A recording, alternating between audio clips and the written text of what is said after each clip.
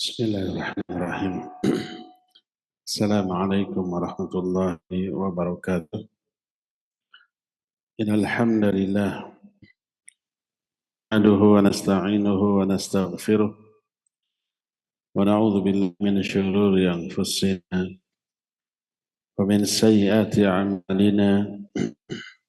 May yahdihillahu fala mudilla lahu wa may yudlil fala hadiya lahu. Wa asyhadu an la ilaha illallah wahdahu la syarika lahu wa asyhadu anna Muhammadan 'abduhu wa rasuluh. يا أيها الذين آمنوا اتقوا الله حق تقاته ولا تموتن إلا وأنتم مسلمون وبعد. Hadirin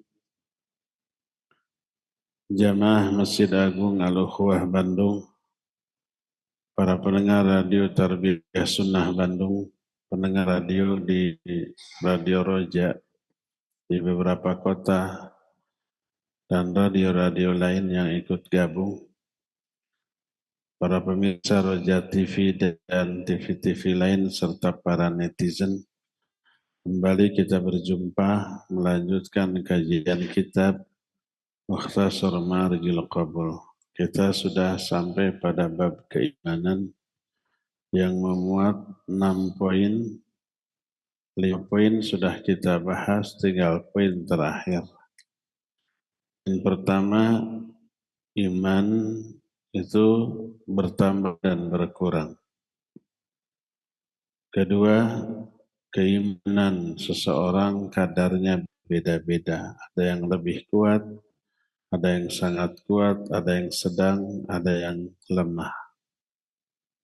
Ketiga, orang fasik di kalangan orang-orang mukmin, menurut ahli sunnah, mereka mukmin yang imannya kurang, tapi tidak kafir, tidak murtad, tidak keluar dari Islam. Mereka tetap muslim, tapi muslim yang berdosa besar. Keempatnya, ahli maksiat tidak akan kekal dalam neraka selama-lamanya. Ada 3 kategori ahli maksiat di akhirat. Ada yang langsung ke surga tanpa ke neraka, yaitu yang kebaikannya lebih banyak, lebih berat daripada dosanya. Ada yang di Al-A'raf, di tempat antara surga dan neraka sementara, tapi akhirnya ke surga. Mereka adalah yang imbang antara dosa dan pahala. Dan yang ketiga, masuk dulu ke dalam neraka. Mereka adalah yang dosanya lebih banyak daripada pahalanya. Itu yang keempat. Poin kelima, orang-orang fasik di kalangan kaum muslimin diazab atau tidaknya terserah kepada kehendak Allah. Tidak dikafirkan selama tidak menghalalkan perbuatan dosa besarnya. Itulah 5 poin.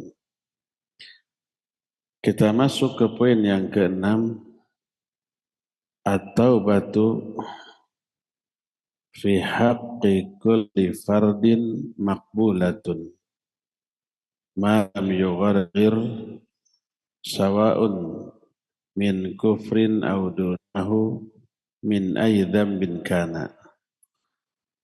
Taubat siapapun itu diterima selama terpenuhi syaratnya, selama belum sakarat, baik dari dosa kufur, syirik, ataupun dosa selain itu.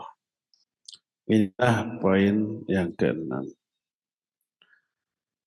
Apabila seorang muslim berdosa,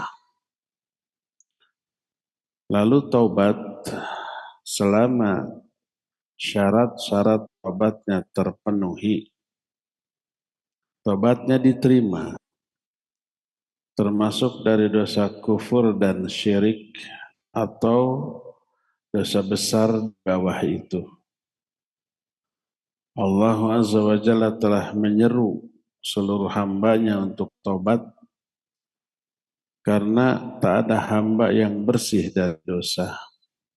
Pasti pernah melakukan dosa, maka semuanya diseru. Al-Quran surah Az-Zumar 53 menyatakan, Ya ibadiyalladzina asrafu ala anfusihim, la taqnatu min rahmatillah. Innallaha yaghfiru dhunuba jami'a, innahu huwal ghafurur rahim. Wa anibu ila rabbikum wa aslimu lah. Wahai hamba-hambaku yang telah melewati batas, maksudnya telah berdosa, melakukan kemaksiatan. Jangan kalian putus asa dari rahmat Allah, karena sungguhnya Allah akan mengampuni dosa-dosa semuanya, karena sungguhnya Dia Maha Pengampun dan Maha Penyayang.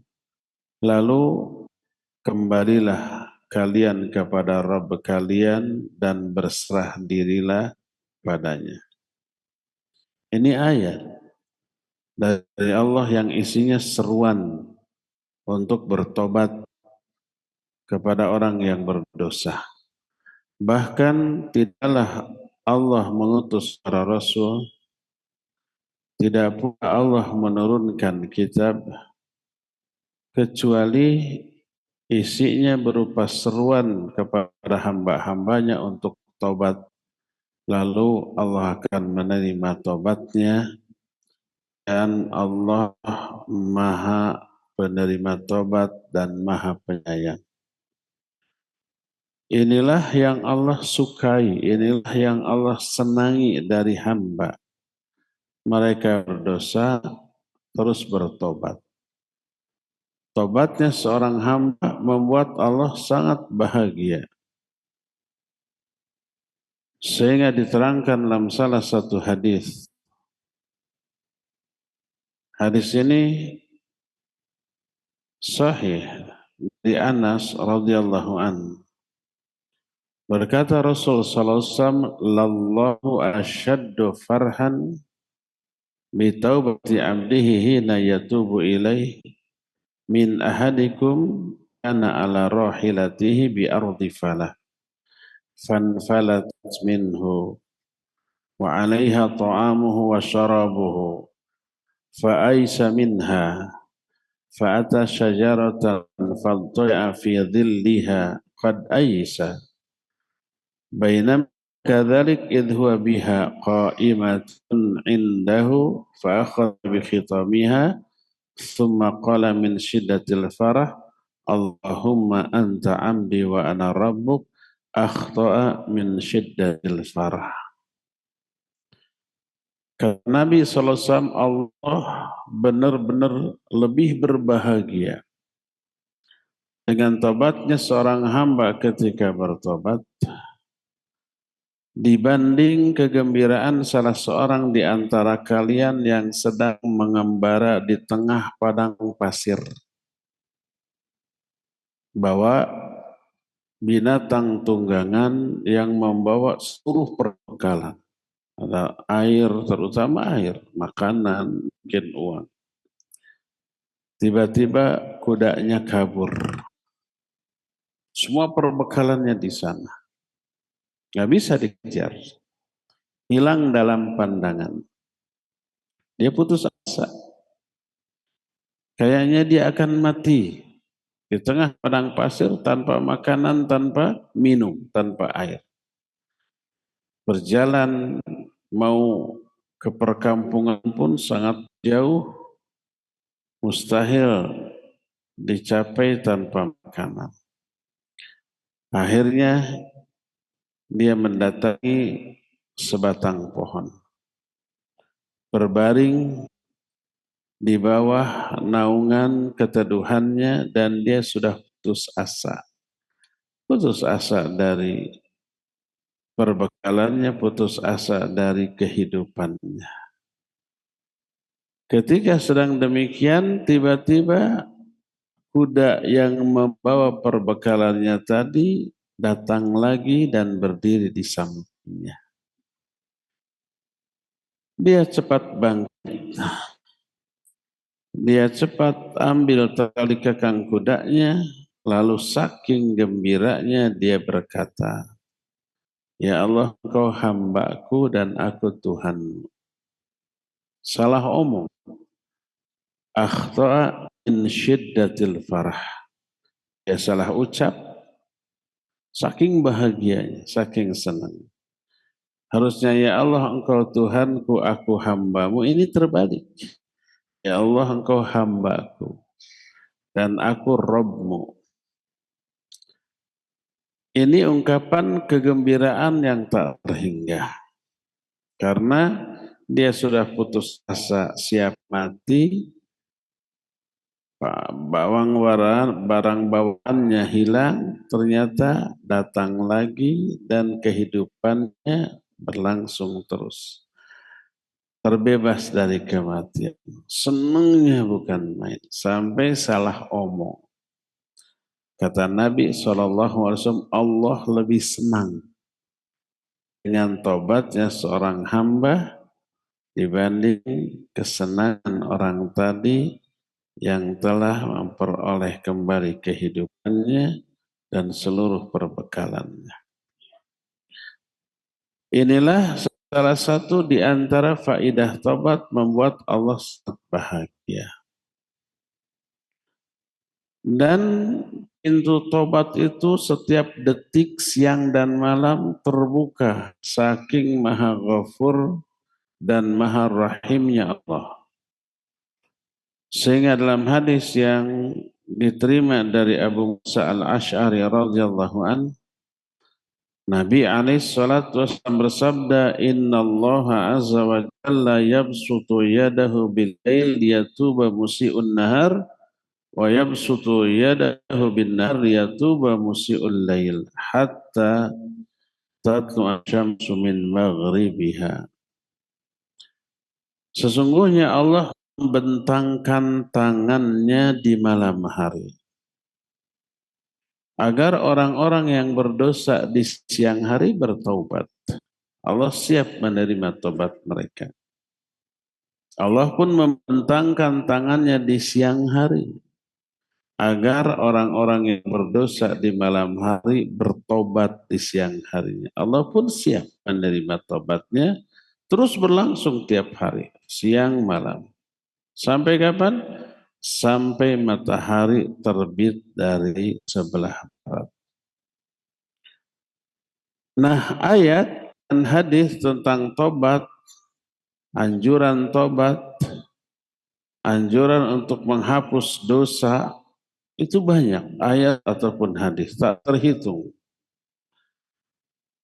Akan tapi semua ayat dan hadis tentang keutamaan tobat hanyalah dimaksudkan tobat yang sebenar-benarnya. Baru diterima. Disebut taubatan nasuha. Apa taubatan nasuha? Adalah taubat yang di dalamnya memenuhi beberapa syarat. Syarat yang pertama al-iqla anidzam. Dia berhenti dari dosa yang ditobatinya. Syarat kedua an-nadam ala fi'lih. Dia menyesal telah melakukan dosa yang ditobatinya. Ketiga al-azam ala anamil audati ilaih, bertekad tidak mengulang kembali. Ini 3 syarat. Bila dosa ini berkaitan dengan hak Allah, tak berkaitan dengan hak sesama manusia.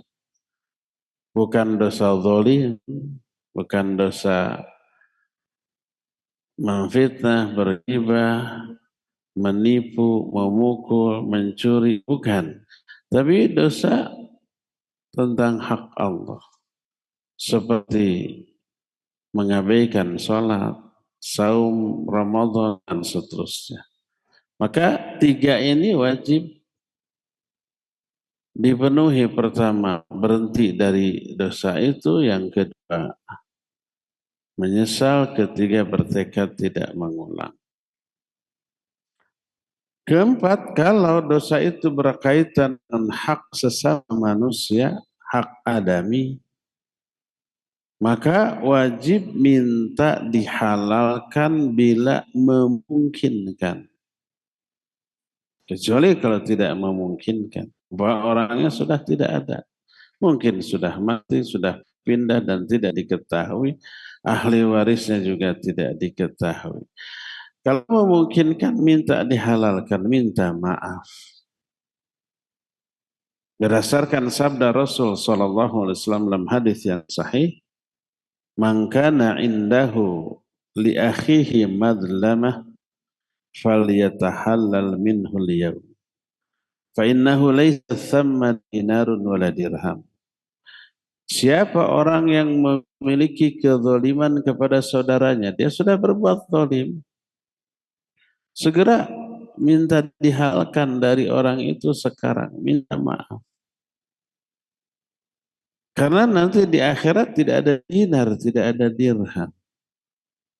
Seluruh kezaliman termasuk utang piutang yang belum terbayar, itu nanti dibayarnya bukan oleh dinar, oleh dirham, bukan oleh uang. Nggak ada uang di sana, nggak ada makanan, tapi dibayarnya dengan pahala.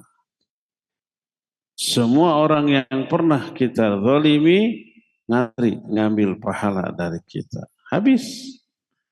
Pahala habis, kezalimannya masih banyak, dosa orang yang kita zalimi diambil, ditimpakan, dibebankan kepada kita. Dosa numpuk, pahala habis, bangkrut kita. Inilah bahaya nasib orang-orang yang zalim. Banyak berbuat zalim kepada manusia. Ini yang berkaitan dengan hak Allah dan hak sesama manusia. Berarti ada 4. Berhenti dari dosa, menyesal, bertekad tidak kembali. Kalau berkaitan dengan hak orang, minta maaf, kembalikan haknya. Ada 2 tambahan lagi yang berkaitan dengan waktu. Berarti yang kelima dan keenam. Yang pertama adalah kalau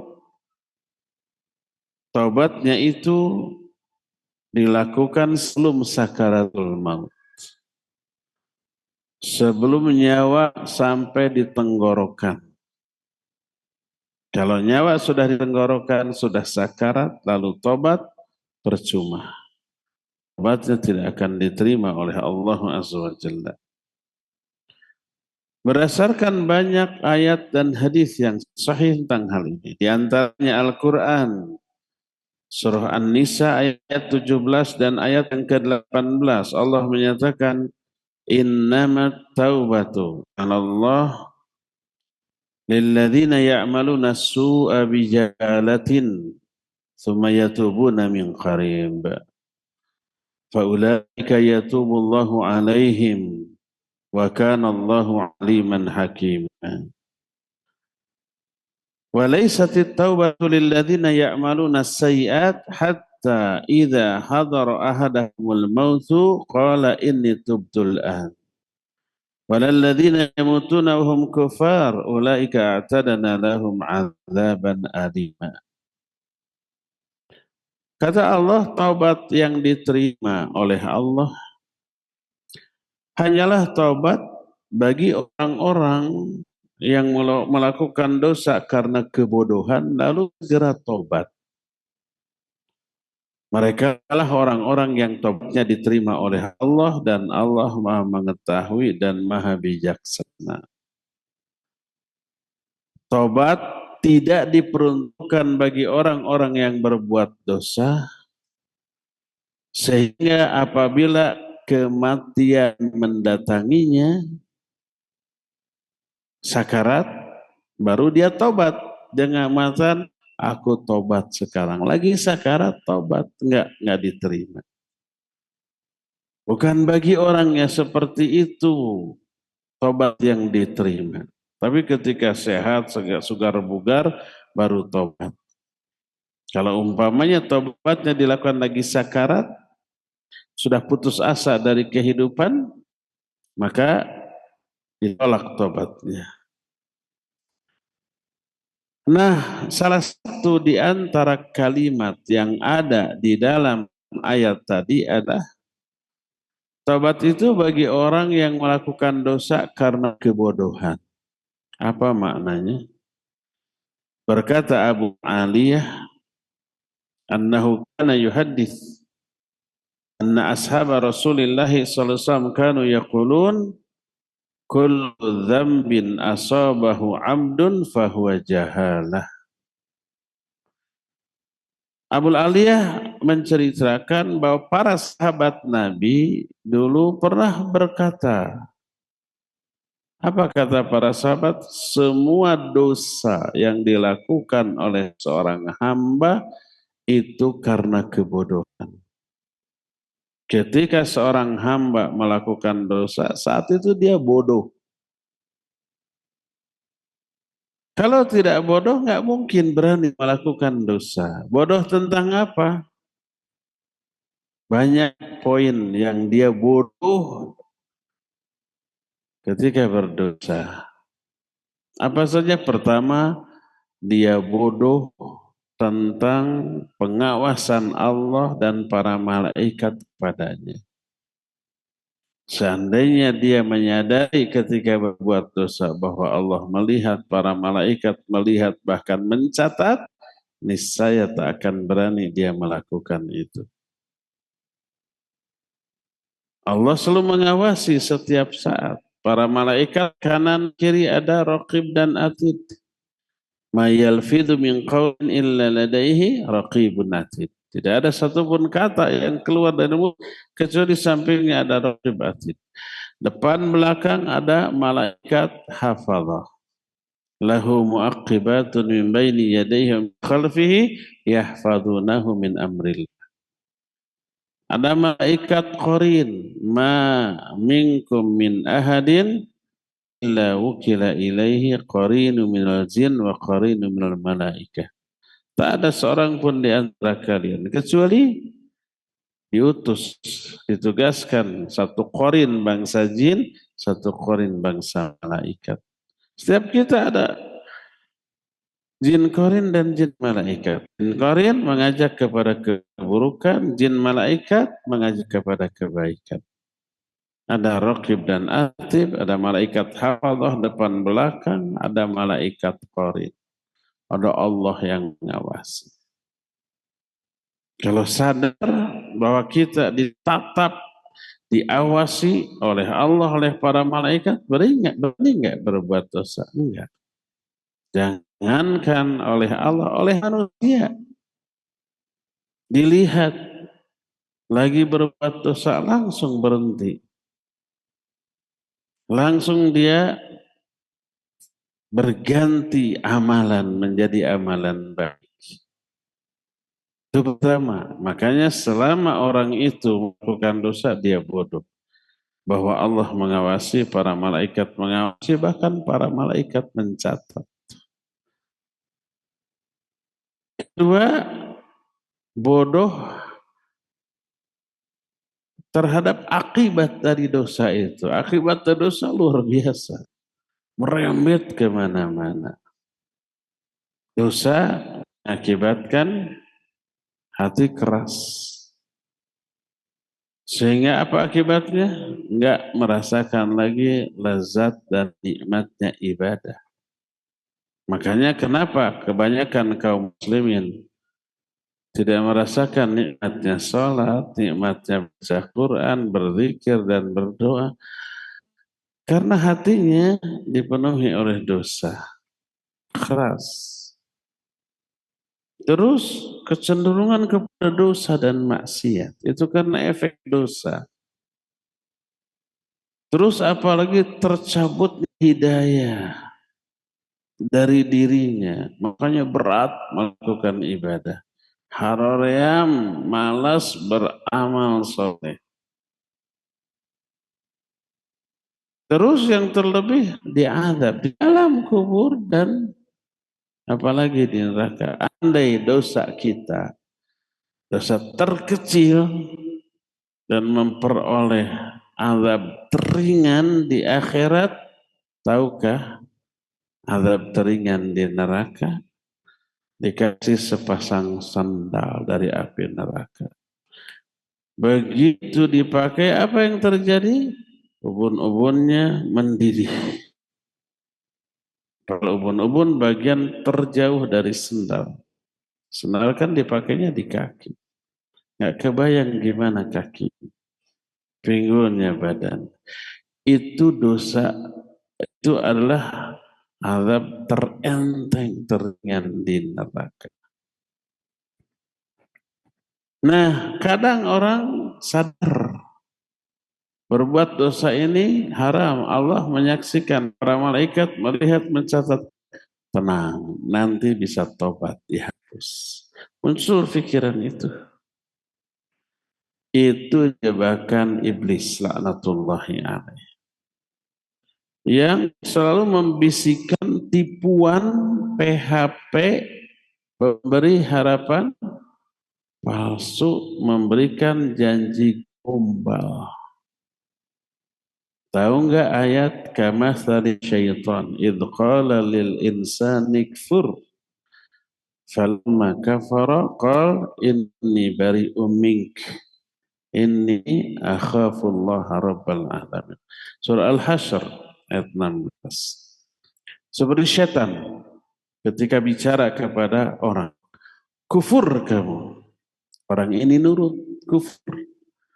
Ketika orang ini kufur, setan berkata, aku berlepas diri dari kamu. Aku pun takut kepada Allah Rabbul Alamin. Lihat,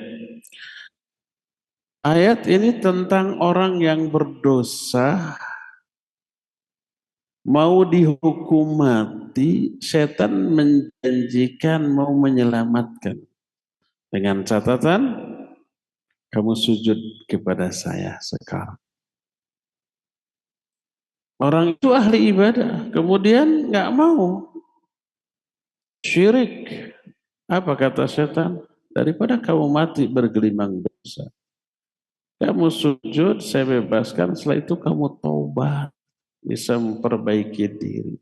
Itu janji setan. Makanya orang ini ketipu. Mau sujud. Ketika sujud, setan tertawa. Sambil berkata, inni bari'um mink. Aku berlepas diri dari kamu. Tidak ditunaikan janjinya karena janji setan palsu. Ketika sujud hukuman mati dilaksanakan, mati dalam keadaan sujud ke iblis laknatullahi alaih. Banyak janji setan kepada orang berdosa. Nikmati dulu dosamu, nanti tobat setelah itu. Dikiranya bertobat gampang. Para tobat adalah amal soleh yang tidak mungkin bisa dilakukan tanpa hidayah dari Allah. Bagaimana Allah akan menurunkan hidayah kepada kaum yang fasik? Allah menyatakan, innallaha la yahdil qaumal fasiqin. Allah nggak akan kasih hidayah kepada orang yang fasik. Makanya banyak di antara kita punya kebiasaan buruk, dosa terus-terusan, tahu ini dosa, tahu harus taubat. Tapi kenapa keinginan taubat untuk dan memenuhi syarat-syarat taubat itu tidak muncul juga? Karena taubat itu bisa dilakukan karena hidayah Allah. Selama hidayah nggak diberikan, nggak ada taubat itu. Coba akhwat yang tukang ngerumpi, tukang gibah. Tahu nggak gibah itu dosa? Tahu. Tahu diazab. Tahu. Tahu harus tobat. Tahu. Kenapa tidak tobat juga? Iya kenapa ya? Dah resep. Tuh kan gitu ya. Tahu nggak para siapapun pemuda, pemudi, mungkin orang dewasa juga ada yang dari jajatnya melihat hal-hal yang haram secara syar'i, melihat aurat, mendengar nyanyian dan lagu yang menghibur, tapi melalaikan. Tahu itu haram, tahu. Tahu itu dosa, tahu. Tahu itu harus tobat, tahu. Tapi kenapa nggak tobat? Derdei, derdei gitu. Hidayah. Menunjukkan masih fasik gitu. Dan Allah menyatakan innallaha la yahdil qaumal fasiqin. Allah akan kasih hidayah kepada orang yang fasik. Makanya wajib berupaya untuk menjauhi semuanya itu. Nanti ada kiat-kiat bagaimana caranya kita diberi hidayah taubat. Nanti semoga masih ada waktu untuk membahasnya. Tapi yang jelas kullu dzambin asabahu 'abdun fahuwa jahalah. Semua dosa yang dilakukan oleh seorang hamba itu karena kebodohan. Karena itulah maka orang yang berdosa ketika berdosa dia bodoh. Kullu asin lillah fahuwa jahilun hatta yada'ahu. Semua orang yang melakukan dosa dan orang itu bodoh sampai dia meninggalkan dosanya. Adapun makna wa tsumma yatubuna min qarib, setelah berdosa dia melakukan tobat dengan segera. Makna segera adalah rentang waktu sebelum mati. Disebutkan oleh para ulama ahli tafsir, di antara Ibnu Abbas radhiyallahu anhu menyatakan bainahu wa baina ayanzura ila makil maut. Makna segera tobatlah waktu ketika dia berdosa sampai dia melihat malakul maut. Maknanya sakarat. Ketika sakarat orang yang mati melihat malakul maut, ya. Ayat hadis banyak menerangkan. Walau tara idh yatawaffal ladzina kafaru yadribuna wujuhahum wa adbarahum wa dhuqu adzabal hariq. Dzalika bima qaddamat aydikum wa anna Allah laisa bidzallamil lil 'abid.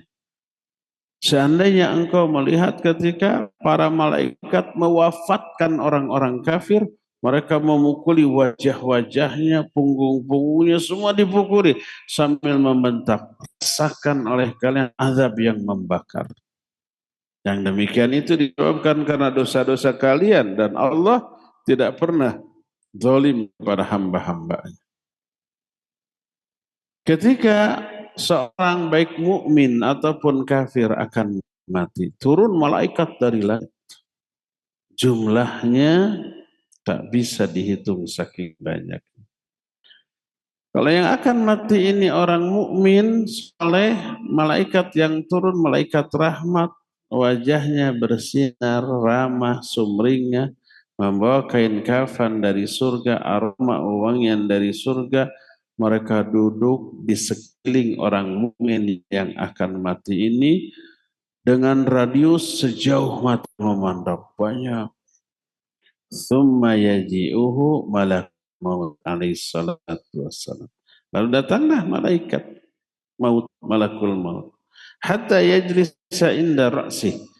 Dia duduk di samping kepala orang yang akan mati ini sambil berseru, ya ayyatuhan nafsu thayyibah. Dalam riwayat lain, ya ayyatuhan nafsul mutmainnah, ukhruji. Wahai jiwa yang tenang, wahai jiwa yang baik, keluar kamu. Menuju apa? Menuju keridhaan Allah dan kemuliaan. Ini mengisyaratkan orang yang akan mati melihat malakul maut pada waktu sekarat. Makanya Ibnu Abbas menyatakan summa yatubuna min qarib, lalu orang yang berdosa itu bertobat dengan segera. Makna segera itu adalah rentang waktu sebelum orang itu melihat malakul maut. Berdasarkan hal itulah maka bersabda Rasul sallallahu alaihi wasallam, innallaha yaqbalu taubatal abdi ma lam yughargir. Allah akan menerima tobat seorang hamba sebelum hamba itu sakarat. Ketika sakit, iya, sakitnya masih parah. Sudah parah bukan masih, tapi belum sakarat. Lalu tobat. Bisa karena belum sakarat. Tapi kalau sakarat kemudian dia sudah meyakini akan mati. Meyakini dunia ini akan dia tinggalkan. Lalu tobat, nah pintu tobat sudah tertutup. Adapun orang sakit parah masih berharap. Dokter spesialis yang bisa menyembuhkan. Kalau saya sudah sembuh akan rencana begini. Kan gitu. Belum sakarat tuh. Belum melihat malakul maut. Kalau saat itu tobat masih diterima. Tapi kadang orang masih optimis akan sembuh lalu berencana begini. Ketika sakitnya parah. Berapa banyaknya orang yang sakitnya sudah parah berjanji nanti kalau kita sudah sembuh kita main lagi ya. Gitu. Walaupun akhirnya berakhir dengan kematian. Jadi inilah syarat yang kelima, diterimanya tobat sebelum sakarat, sebelum nyawa ada di tenggorokan.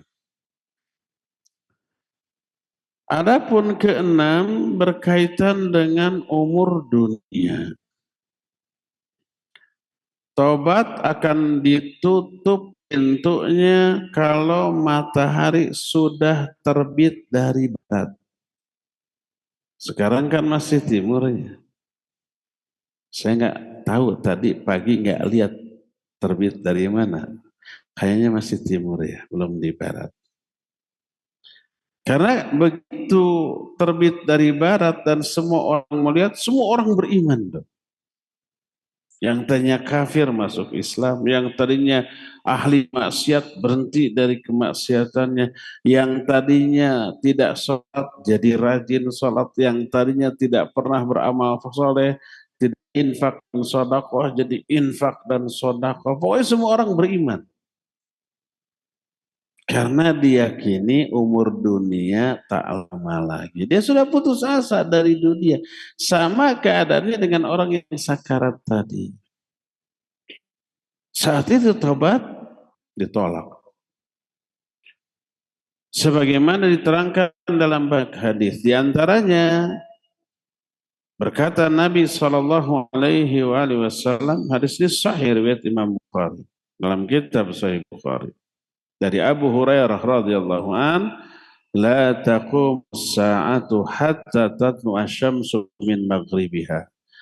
Fa idza ra'ahan nasu amana man 'alaiha. Fadzaka hina la yanfa'u nafsan imanuha lam takun amanat min qabl. Tidak akan terjadi kiamat sebelum matahari terbit dari barat. Dan apabila semua orang melihat, semua makhluk yang ada di muka bumi beriman. Itulah hari ketika tak ada manfaatnya iman seseorang yang sebelumnya belum beriman. Sebelumnya dia tidak beriman. Pas matahari terbit dari barat, beriman. Nggak ada manfaatnya.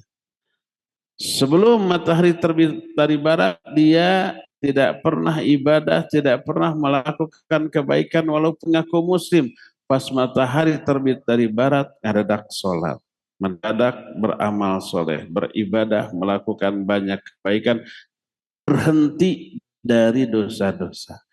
Saat itu nggak ada lagi manfaat sholat mereka, iman mereka, tobat mereka pun tidak akan diterima oleh Allah Azza wa Jalla. Padahal ada padahalnya tuh. Setelah matahari terbit dari barat tehnya, Usia dunia itu masih puluhan tahun lagi. Makanya walaupun saat itu tobat, tapi ada hadis bahwa kiamat tidak akan terjadi kecuali tak ada seorang pun yang mengatakan Allah di muka bumi. Tak ada yang beribadah. Semua orang musyrik pada saat itu. Semua orang sebejat binatang. Laki perempuan saling suka melakukan perzinahan di tengah jalan. Dilihat oleh orang cuek. Orang terbaik di hari itu ketika laki perempuan bertemu, yuk kita lakukan di balik pohon ini. Terbaiknya itu. Apalagi yang bejatnya. Nggak ada lagi manusia yang beriman kepada Allah dan Rasulnya. Nggak ada yang ibadah. Nggak ada yang menyebut nama Allah. La taqumu sahata la yuqal fil ard Allah Allah. Tak akan terjadi kiamat. Kecuali di muka bumi ini tidak ada lagi orang yang menyebut nama Allah Allah. Semua kafir, semua musyrik, semuanya bejat. Kapan itu terjadi? Bukankah ketika matahari terbit dari barat semua orang beriman? Ya, ketika matahari terbit dari barat semua orang syok. Ingat, oh ini tanda kiamat. Mereka beriman, mereka beribadah, mereka beramal soleh, mereka menjauhi dosa-dosa maksiat. Tapi waktu berjalan terus. Kehidupan juga masih mereka jalani. Kiamat masih belum terjadi. Lupa lagi tuh. Bahwa kiamat sudah dekat. Setan makin aktif. Bergerak menggoda. Akhirnya mereka kembali meninggalkan ibadah. Akhirnya mereka kembali meninggalkan amal soleh. Kembali melakukan dosa dan maksiat, kembali melakukan perbuatan kufur dan syirik, kembali melupakan Allah, kembali menjadi makhluk terbejat di sepanjang sejarah kehidupan manusia. Kiamat terjadi di generasi itu. Kiamat terjadi di generasi yang paling buruk itu, tak ada satupun yang menyebut nama Allah. Tak ada lagi yang beriman. Begitu. Ini berarti berapa? Berarti syarat yang keenam. Matahari terbit dari barat, maka sudah tertutup pintu tobat. Adapun umat-umat yang dahulu diazab dengan cara diamblaskan ke muka bumi, lalu ketika masih hidup tobat. Masih belum mati, tobat. Tapi sudah putus asa dari kehidupan, nggak akan selamat dari musibah ini. Sama dengan yang sekarang. Si Fir'aun, laknatullahi alaih, ditenggelamkan di Laut Merah. Sebelum matinya mengucapkan la ilaha illallah. Tapi ini sudah sakarat, sudah putus asa dari kehidupan, ditutup. Allah Azza wa Jalla berfirman di dalam Al-Quran surah Ghafir ayat 82 sampai 85. Afalam yasiru fil ardi fayanduru kaifa kana aqibatul ladzina min qablihim kanu aktsara minhum wa ashadda quwwatan wa athara fil ardi fama aghna anhum ma kanu yaksibun. Falamma ja'atuhum rusuluna bil bayyinat farihu bima indahum minal ilmi wa haqa bihim ma kanu bihi yastahzi'un falamma ra'au ba'sana qalu amanna billahi wahda wa kafarna bima kunna bihi musyrikun falam yaku yanfa'um imanuhum walamma ra'au ba'sana sunnatallahi allati qad khalat fi ibadihi wa khasiru hunalikal kafirun. Kata Allah, tidakkah mereka berjalan di muka bumi lalu memperhatikan bagaimana akibat yang teralami oleh orang-orang durhaka sebelum mereka. Orang durhaka zaman dahulu lebih banyak jumlahnya, lebih hebat kekuatannya di muka bumi. Tapi semua itu enggak manfaat sedikit pun karena dosa-dosa mereka. Ketika datang kepada mereka para rasul utusan kami dengan membawa penjelasan-penjelasan yang gampang, mereka bangga dengan ilmu yang ada pada diri mereka dan menolak dakwah ini. Lalu mereka dikepung dengan azab. Karena mereka dulu mengolok-olok para nabi dan ajarannya. Ketika mereka melihat azab kami, ada yang diamblaskan ke dalam tanah, ada yang dihujani dengan batu, ada yang ditiup oleh angin, anginnya kencang menerbangkan kerikil-kerikil tajam, yang kerikil itu mengenai itu bolong loh, kayak peluru. Macam-macam tuh. Ada yang ditenggelamkan di lautan. Ketika falamma au ba'sana, ketika mereka melihat azab kami, qalu, mereka berkata, amanna billahi wahda wa kafarna bima kunna bihi musyrikun. Kami sekarang beriman hanya kepada Allah dan kami kufur kepada apa-apa yang dahulu kami sekutukan dengan Allah. Saat itu tobat. Setelah mereka sedang menerima azab, melihat azab, merasakan azab, sudah putus asa dari kehidupan ini, sudah akan meninggalkan kehidupan dunia ini, baru tobat. Apa kata Allah? Falam yaku yanfa'uhum imanuhum lamma ra'au ba'sana. Tidak ada manfaatnya iman mereka bagi mereka ketika mereka tobat, ketika melihat azab kami.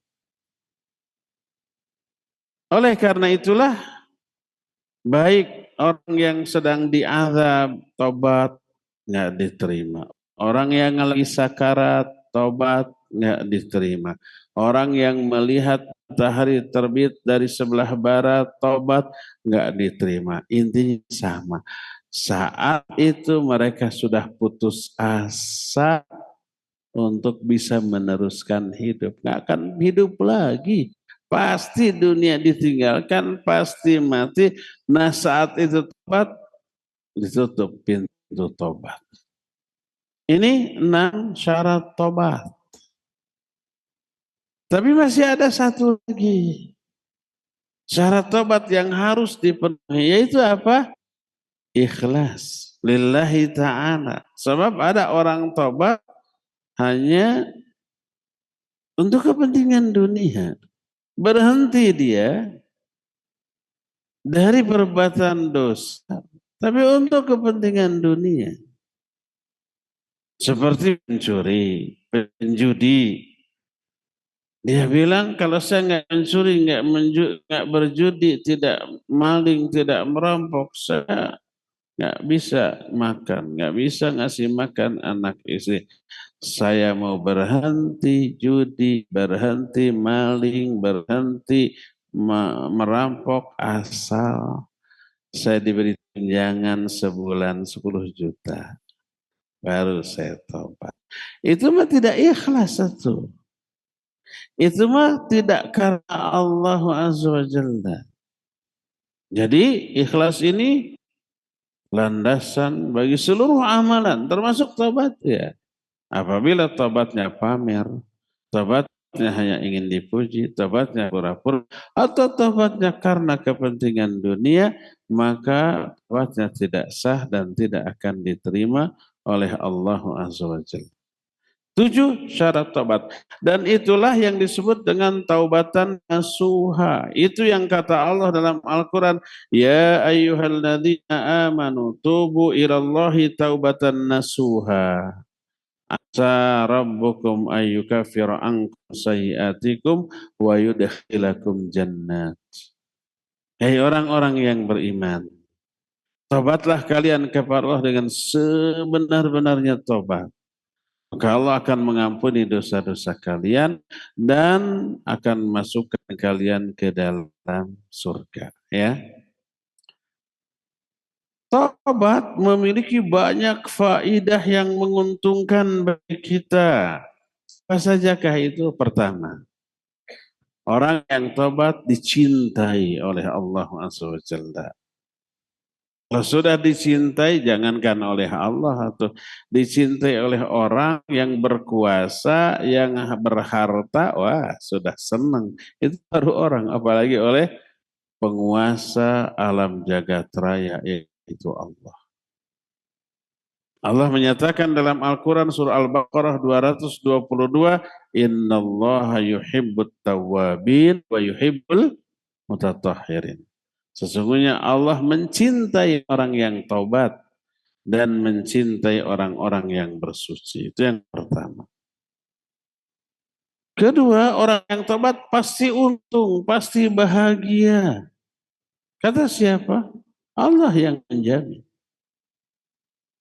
Salah satu ayat surah An-Nur ayat 31 di akhir kalimatnya wa tubu ilallahi jami'an ayyuhal mu'minuna la'allakum tuflihun.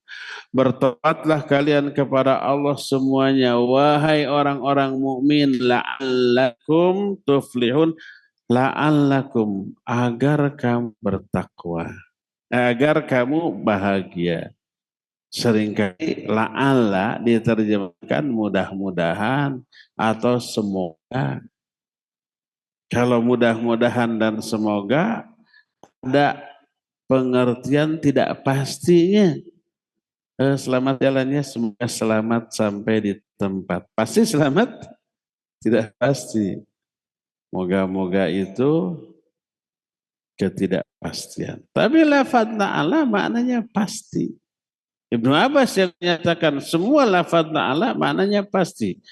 Wa tubu ilallahi jami'an ayyuhal mu'min la'allakum tuflihun, artinya pasti kamu akan berbahagia dengan tobatmu. Pasti akan beruntung. Ini yang kedua. Yang ketiganya, taubat mengakibatkan orang itu semua kesalahannya diganti dengan kebaikan. Dosanya berganti dengan pahala. Orang yang tobat, dosa yang ditobatnya diampuni, lalu dia dapat pahala dari tobatnya. Double tuh.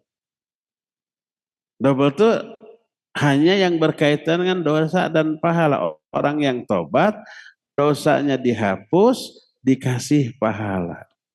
Selain itu keuntungan lain banyak. Tadi dicintai oleh Allah, diberikan keberuntungan dan seterusnya. Nah, salah satunya adalah dosa-dosanya diganti dengan pahala.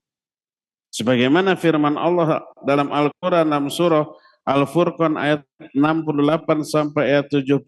Wa may yaf'al dzalika yalqa athama yudha'af lahul 'adzabu yaumal qiyamah wa yakhlud fihi muhana illa man taba wa amana wa amila amalan shaliha fa ulaika yubaddilullahu sayyi'atihim hasanat wa kana Allahu ghafurur rahima.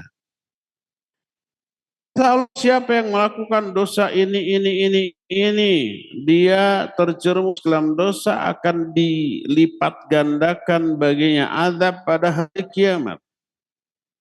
Dan kekal di dalamnya selama-lamanya dalam keadaan terhina.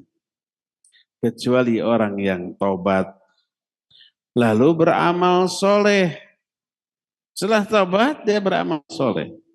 Makanya sebagian ulama ada yang menambahkan syarat yang ke-8 dari tobat, yaitu seusai tobat wajib dia beramal soleh. Kalau tobat dari dosa tapi tidak berakibat dia melakukan ibadah dan amal soleh, menunjukkan tobatnya masih belum diterima oleh Allah. Kenapa? Karena orang yang tobat berarti orang yang melakukan kebaikan. Dan kebaikan tersebut akan diberikan balasan kontan di dunia sebelum balasan tertunda di akhirat. Apa balasan kontannya? Salah satunya, ini bukan satu-satunya. Salah satunya diberi hidayah untuk melakukan amal soleh. Allah Azza wa Jalla banyak menyebutkan ayat di dalam Al-Quran. Yuslih lakum a'malakum wa yaghfir lakum dzunubakum. Allah akan mensolehkan amal-amal kamu, mengampuni dosa-dosa kamu, mensolehkan amal kamu, kata Imam Ibnu Katsir, yuwaffiqkum lil a'malis solihah. Allah akan beri taufik kepada kalian untuk beramal soleh. Man amil hasanah summa atbah bil hasanah fadzalika alamatu qabulil hasanati ula. Lianna Allah idza taqabbala amala 'abdin waffaqahu lil a'mali salihah ba'dahu. Siapa orang yang melakukan satu kebaikan diikuti oleh kebaikan lainnya, maka kebaikan yang kedua ini tanda diterimanya kebaikan pertama. Karena apabila Allah menerima amal seorang hamba, Allah berikan hidayah kepada hamba itu untuk beramal soleh. Jadi kalau seorang tobat diterima, maka Allah akan beri hidayah kepada orang yang tobat itu untuk beramal soleh setelahnya. Makanya dalam surah Al-Furqan ayat 70 ini dikatakan illa man taba wa amana wa amil solihan faulaika yubaddilullahu sayyiatihim hasanat.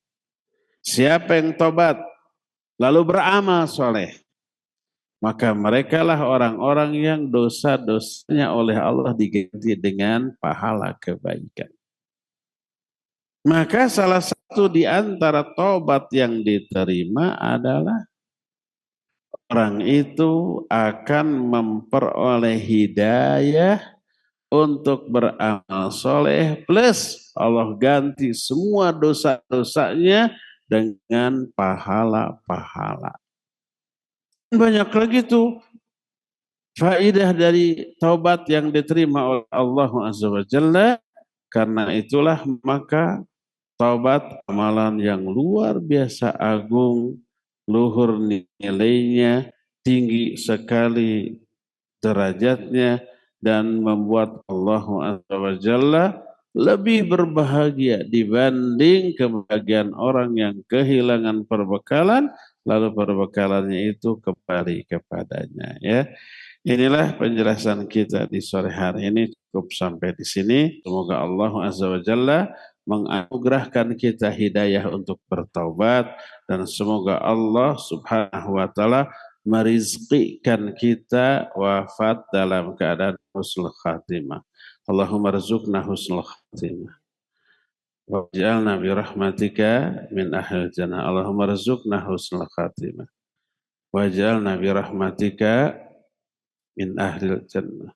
Ya Allah, rizkikan kepada kami mati dalam keadaan husnul khatimah, dan jadikan kami karena rahmatmu sebagai ahli-ahli surga. Ya, amin ya rabbal amin. Cukup sampai di sini. Wassallallahu ala nabiyina Muhammadin wa ala alihi wa ashabihi wasallam. Wassalamualaikum warahmatullahi wabarakatuh.